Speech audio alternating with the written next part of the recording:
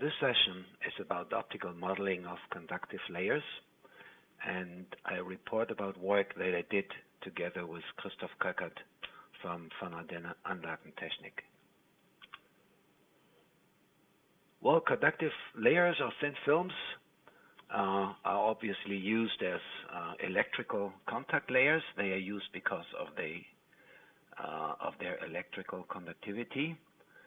If they are transparent, they are used as transparent electrical contact layers. Sometimes they are used as mirrors or low emissivity coatings, and sometimes they have the function of absorbing as much radiation as possible in a small volume.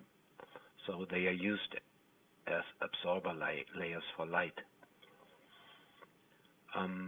If we talk about optical modeling that we use for design of new layer systems and also for production control, we should be able with the optical model to reproduce the optical properties in the visible. In this talk, I also have the goal to reproduce optical properties in the infrared that concerns the emissivity, for example. And since we will be using the classical Drude model for the optical part, we can use the same model also for electrical properties. And so our goal is here to reproduce also the electrical measurements that we have done on these layers. And of course, the main task is to predict both optical and electrical properties of new designs so that the layers are ready to be applied in a commercial coating product.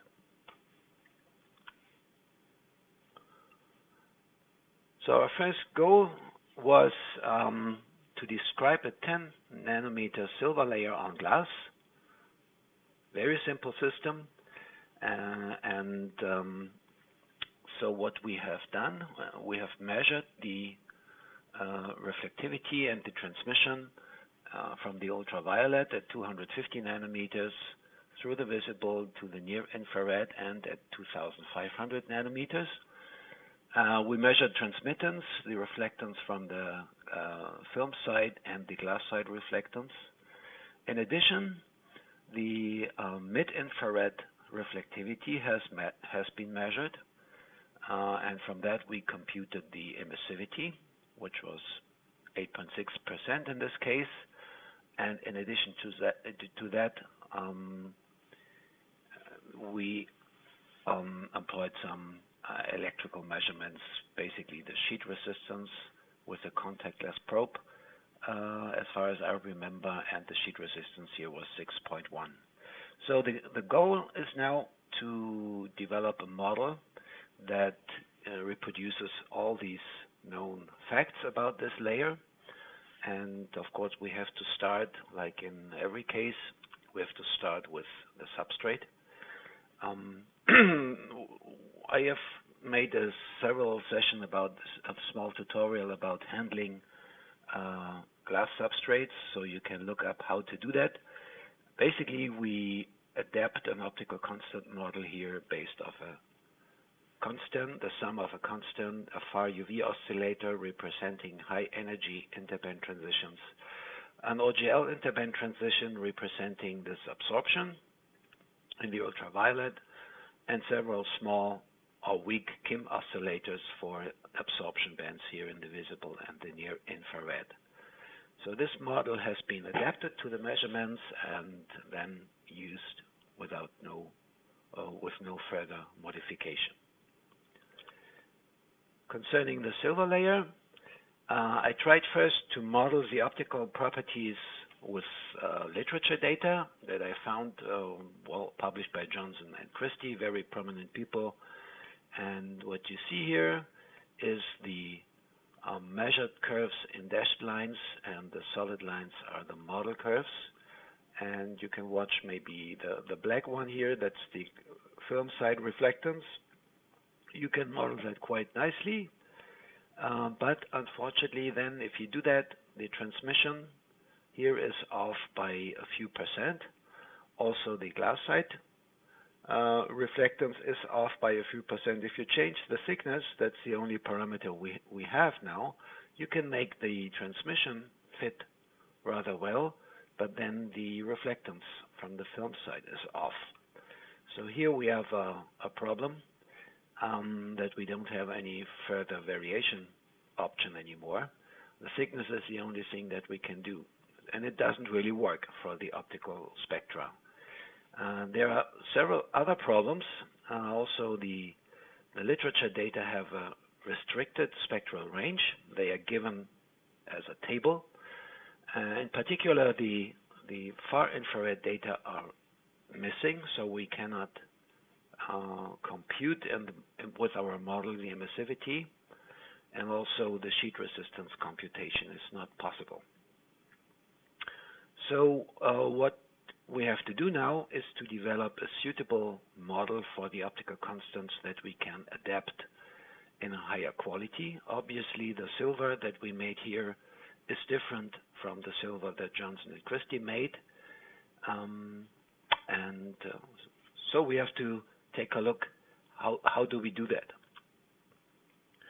Well, if you remember the session about optical constants, an optical model usually is composed of several contributions related to interband transitions in the ultraviolet, and the free charge carrier excitations here, they are responsible for the electrical part, or basically the carrier conduction in a material.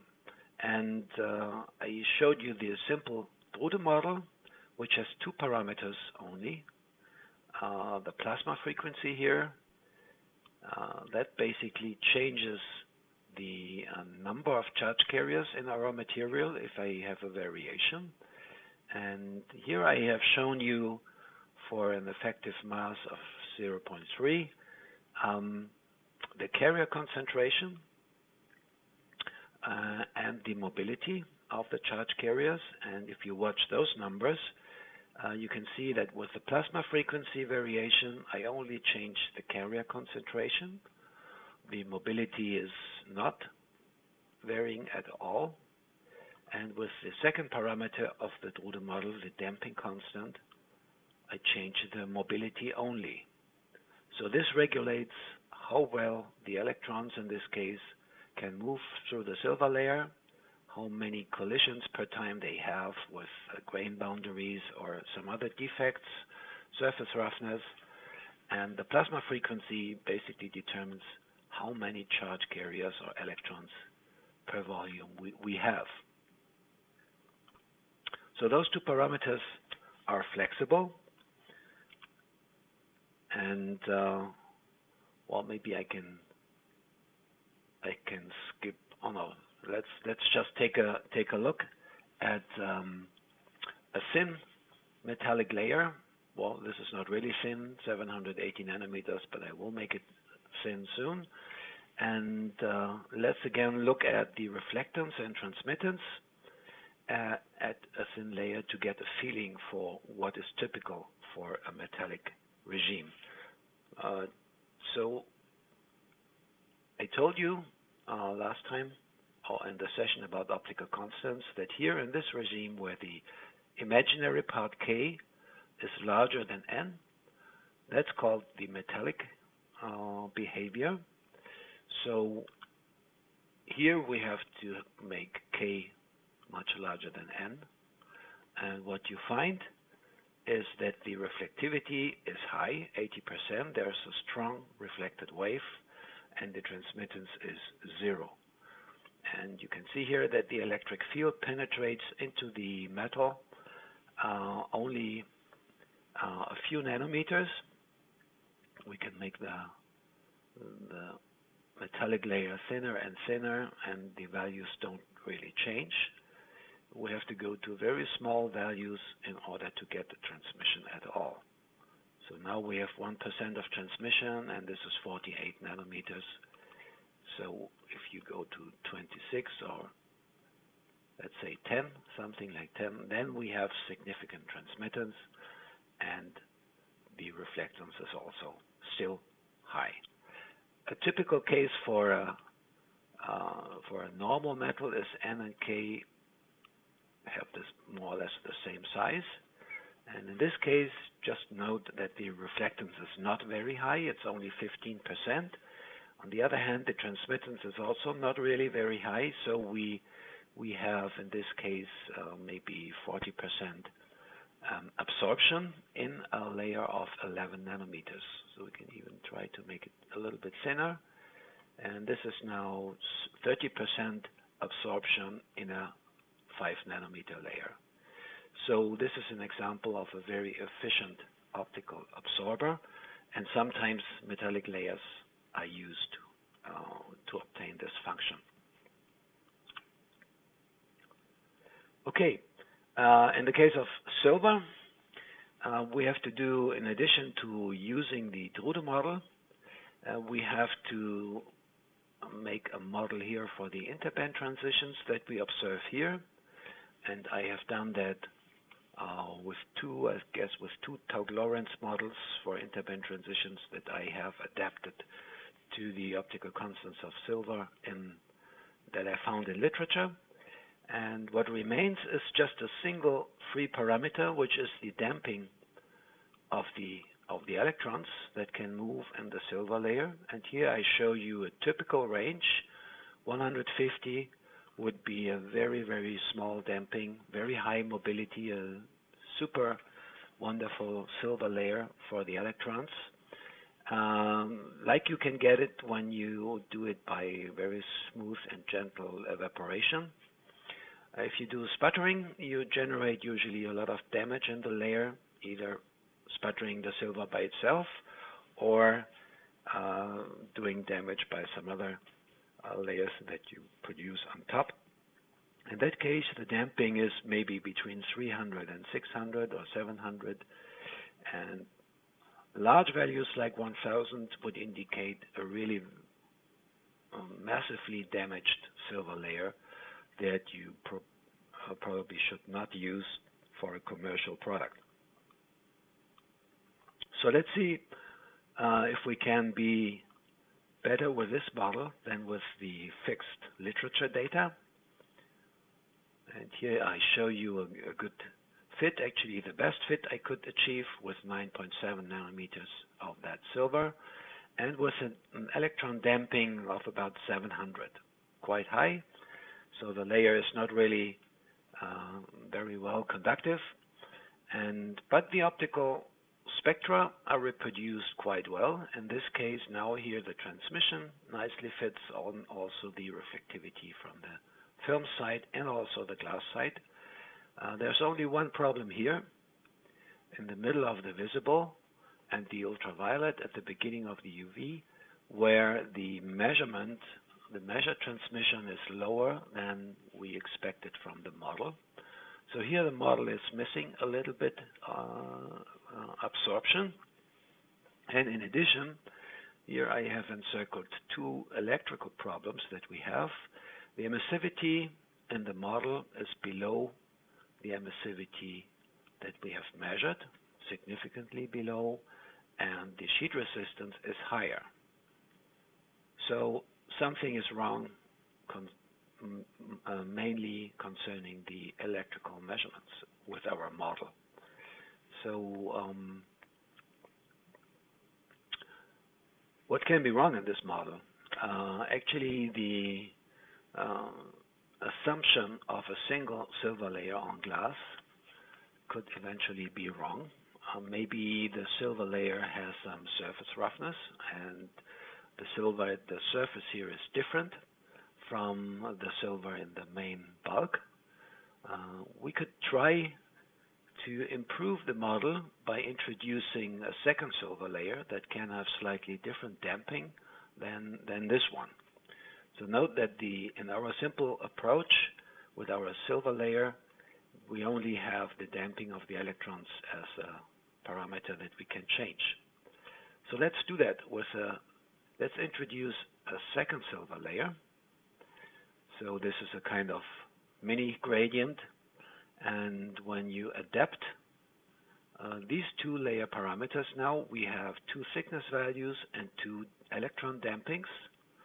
you find now that that there's a very thin layer on top, which has a high mobility, small damping, and a thicker layer at the bottom, which has a very high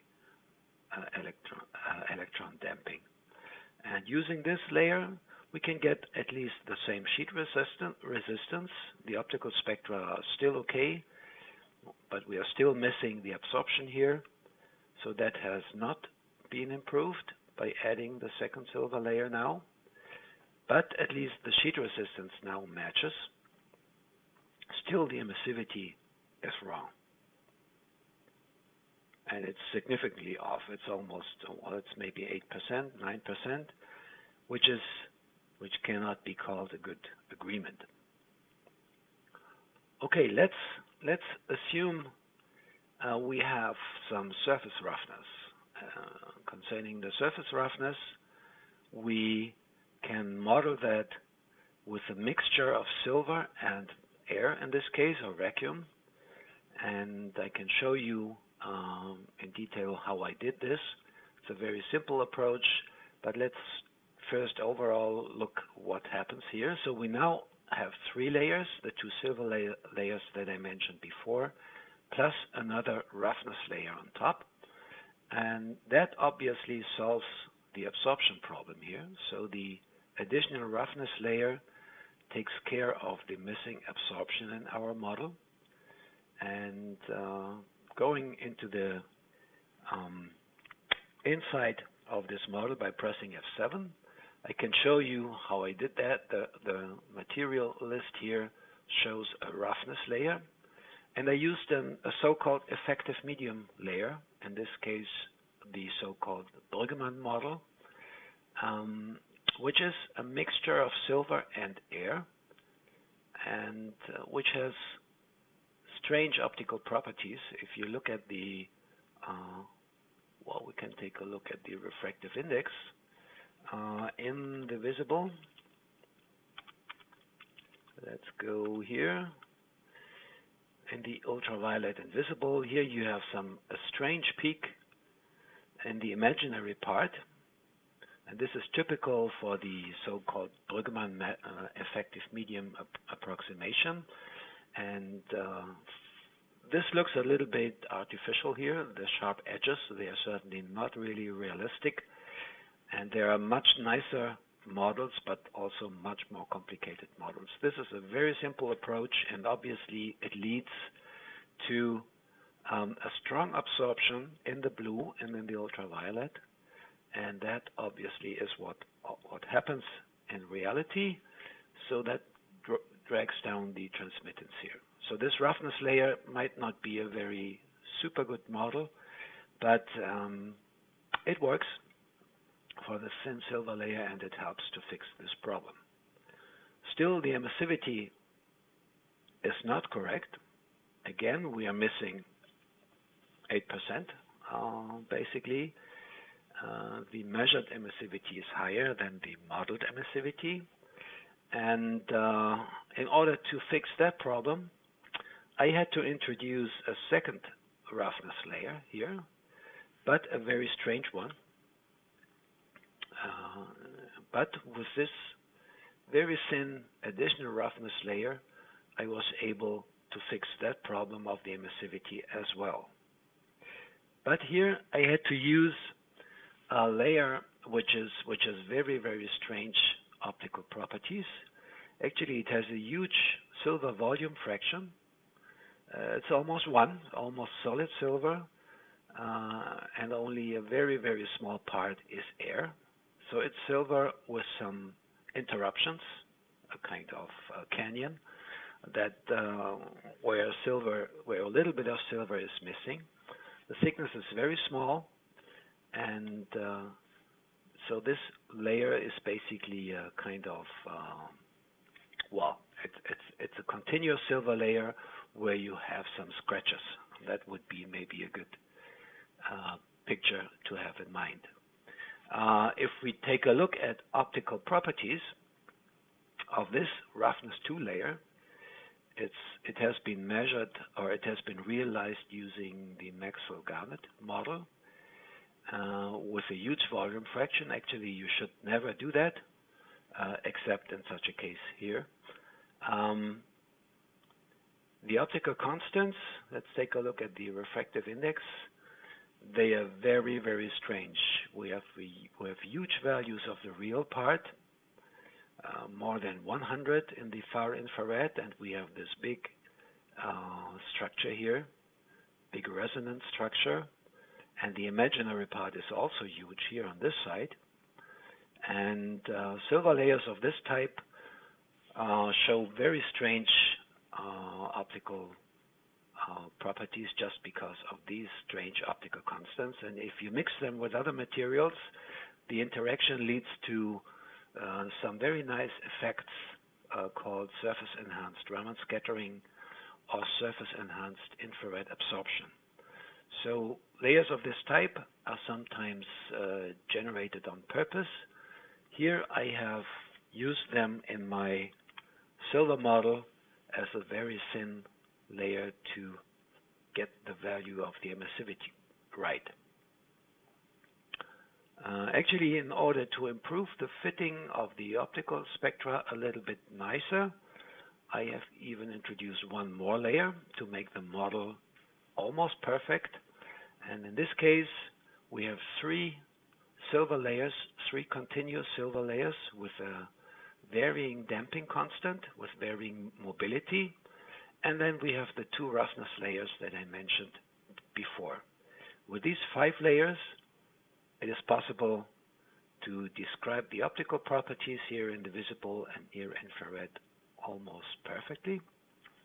And we get a perfect agreement of the electrical part too. So, and let's take a closer look at the damping constants. Here, this red one here, that's the silver layer that grows on the glass directly. And that has a huge electron damping, 1,400, very, very big. And in fact, if you watch the growth mechanism of silver, it grows as an island structure on glass first. It's not a continuous silver film. The first 5-6 nanometers are still silver islands. So then if the silver layer grows to a thicker layer, then the gaps between the islands are filled with silver, but obviously you still have a lot of grain boundaries in this area. When the layer grows thicker, away from the glass, the density of grain boundaries is smaller, and then the damping is smaller. So we go down from 1,400 to 540, and then on top, the top silver layer has the lowest damping of all, of 200, which would be a very, very nice silver layer. And actually, in this model here, we have all versions of the conductivity from very high to very low that you can imagine to exist in silver. So basically, what we see here is a gradient in the silver conductivity, and that seems to be the ingredient for success in modeling all optical and electrical properties of this silver layer. It's maybe a very academic model, which is not very reasonable to be used for rough industrial fitting or quick industrial fitting. But in case you are interested in finding out why do the electrical measurements not match my optical predictions for the sheet resistance, then maybe you should talk about a gradient of conductivity again, or a mobility gradient. We tested this model for thicker layers as well. So here's an example for 20 nanometer silver. Also a perfect fit of the optical part, perfect match of the electrical measurements. And in this case, you find that the very good silver layer, high mobility silver layer here is now covering more than 1/2 of the total layer. And we did that also for a very thick layer of 120 nanometers. And there, the high mobility layer covers more than 100 nanometers. We have this zone close to the glass surface which has still the high mobility, the high damping. The roughness layers are not very different in each case. So basically, silver grows with some problems on glass, then it gets better, and if you make it thicker, the good volume with low damping just increases. That seems to be a good way to describe the growth of sputtered silver on glass. Okay, let's come to normal metals, not noble metals. Let's just take a look at what's called an absorber metal. Here I show you in the fat blue line here the absorption, 1 minus reflectance minus transmittance of a very thin normal metal. I will show you an example on the next page on glass, and we can watch how the absorption changes. This is just the absorption of the glass, and if we change the thickness, if we go to very thin, a few nanometer layers, the absorption goes up to almost 40%. And then it stays like that. If you make the layer thicker, you can see that the reflectivity goes up, the transmission goes to 0, and the absorption might be even a little bit smaller. So the ideal thickness for an absorber layer is something like 10 nanometers, something between 5 and 10 nanometers. That can generate an almost wavelength independent absorption that you sometimes need for the design of a coating product. Here is an example of such a metal. That's a 10 nanometer layer of nickel chromium without any oxygen, and the measurements have been done quickly after the production, so there's not too much oxidation happening. And what you find here is a very nice agreement of the Drude model that I explained before. For most metals, and also for nickel chromium, you have to add a broad interband transition in the middle of the visible. That is somewhere here. This little shoulder that you can see here, that's a broad interband transition described by a Kim oscillator in my models. And then you get a perfect agreement of all the optical measurements. And here we are lucky. Also, the electrical quantities are in a very good agreement with what we have measured. So here we don't need to introduce any gradient. Just one layer of nickel chromium works. We tested that also for a different thickness of 60 nanometers, which has almost no transmission anymore. So this also works with a single layer approach in the model, both for the optical properties and the electrical ones. Okay, finally, I would like to show you one case where the simple Drude model does not work, and this is the case of an ITO layer on glass. So it's a highly doped transparent oxide layer, which is used obviously as a transparent electrical contact in many devices like a touch screen or a solar cell.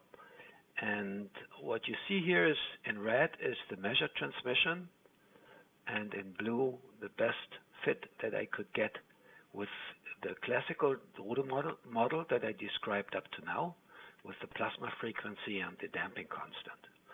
And here what I show you here is N and K. I have discussed this type of materials already in our session about optical constants. And you can see that the shape here of the interference structures is not very nicely reproduced. Sometimes the transmittance is too high in the model, sometimes it's too low. And actually the reason is, in this case, that the Drude model has the assumption of a damping constant which is independent of wavelengths, and that turned out to be not realistic in this case. The damping constant here is just constant, and in order to improve that, we have to make it wavelength dependent, and there's theoretical work that shows that the damping constant should be smaller here for high energies and larger for low energies, because the scattering on charges which are distributed in the volume of the material, those are the doping atoms. The scattering process is wavelength dependent or energy dependent, and it leads to a higher damping for small energies and a small damping for high energies or small wavelengths. So if we introduce a frequency dependent damping, and we have tried that by just a smooth function that goes from a high level here through some transition zone to a low level here. If you introduce this frequency dependent damping, then you can get a perfect fit. And I have called this the extended Drude model. Actually, we need to, in order to define this transition from this level to this level, we need 3 more parameters, basically describing the difference between those levels, the position of the center of the transition, and basically the smoothness of this transition. Those 3 parameters help to get the right shape of the damping constant versus wavelength, and that leads to the right shape of the optical constants. Very realistic now, and very nice, and also not too complicated still. So in summary, I have shown you how you can describe optical properties of conductive thin films using a combination of interband transitions and the classical Drude model. Absorber layers, they are made of high electron damping materials like nickel, chromium, or also molybdenum or steel. Highly doped semiconductors cannot be described by the classical Drude model well. Here you need to do an additional effort, basically introducing a frequency dependent or wavelength dependent damping constant. And the most important message is, if you cannot get the optical and the electrical properties to agree to each other in your model, then you should check for the potential existence of a mobility depth gradient. That's what I discussed for the silver layers on glass at the beginning of this talk. And just one warning, watch out if noble metal layers get rough, then you can have very strong absorption, and that is a different topic to be discussed maybe in a later tutorial, how we can describe that in very good quality. Okay, thanks for your patience today. That's the end of this session about optical modeling of conductive layers.